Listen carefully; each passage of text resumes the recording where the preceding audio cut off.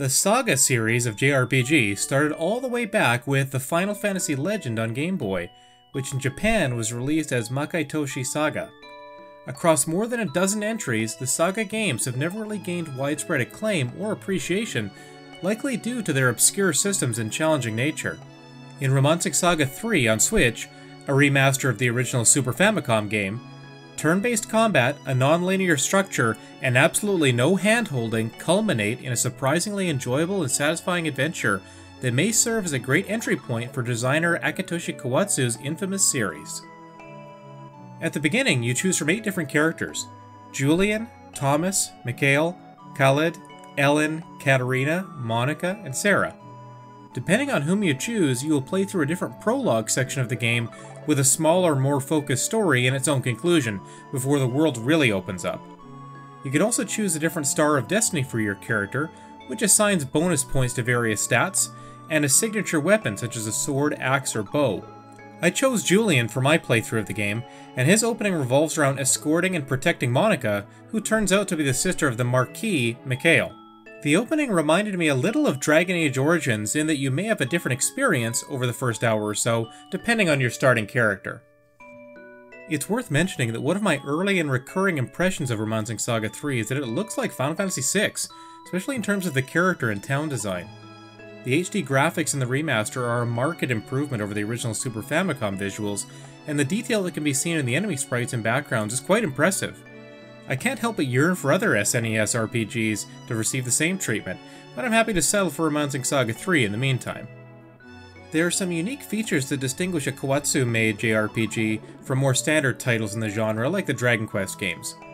One distinction is that experience points are nowhere to be found. Instead, the mechanics of progression are a little less transparent. By defeating enemies, you'll randomly see boosts to your weapon proficiency, which increases your damage, your SP or MP, which allow you to use abilities and spells, and your HP. My understanding is that there's a type of enemy scaling for basic monsters that you encounter, but bosses do not scale, so you aren't punished for grinding like was the case in some previous SaGa games. This fact alone makes Romancing SaGa 3 more accessible than 2, for example, which released on Switch in December of 2017. You also gain new abilities based on the weapon you use and the abilities you use, but again, these occur seemingly at random. A really neat feature is that after a character acquires a new ability, repeated use with it can cause it to become learned, and then you can teach it to any character in your party. Better still, you can take the SP levels and learned abilities from an old save file into a new one, effectively creating a new game plus. After the prologue, the main story revolves around the opening of the Abyss Gates and the flooding of monsters into the world. Your primary task is to close the gates by locating them and defeating the boss creatures guarding them. Interestingly, during and leading up to closing the gates, the experience is fairly non-linear. By talking to people in each town, you learn of new locations that you can visit by going to the very simple-looking world map. There's no walking from place to place on this map, you just highlight the city you want to travel to and select it, giving new meaning to the phrase fast travel. In certain cities, you can also board a ship at the port that will take you to new areas, adding them to your world map.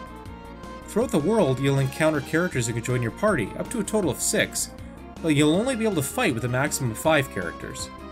Some people you encounter will give you objectives to complete in exchange for them joining you on your adventure, while others will give you key items you can use to defeat certain enemies. By moving from place to place, following that #1 rule of RPGs, you'll open up side quest-like events that are almost their own self-contained stories, and searching for these is one of the best parts of the experience. All of this aside, figuring out where to go and what to do next can be quite frustrating. For some events to pop up, you'll need to have a certain total of hit points, and it's not like there's anyone or anything in the game that tells you that. Grinding is a major aspect of this game, even before you get to the Guardians of the Abyss Gates. It can be a very good idea to grind in places where the enemies are fairly challenging, as that seems to produce the most regular level ups.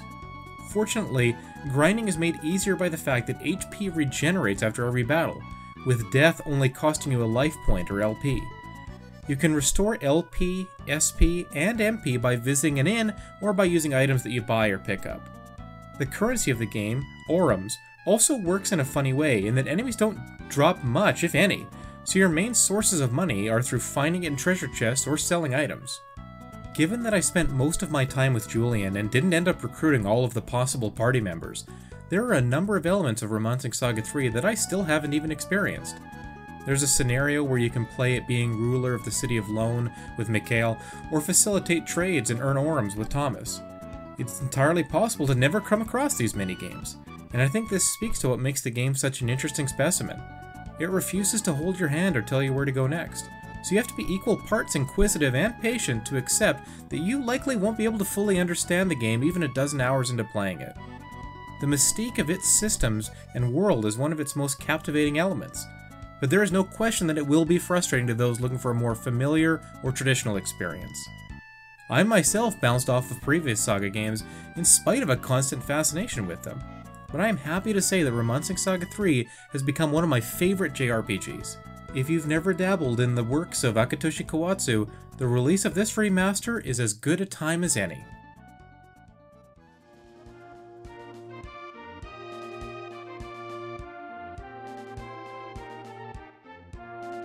This video was made possible by our generous supporters on Patreon. Check out patreon.com/NWR for all the details.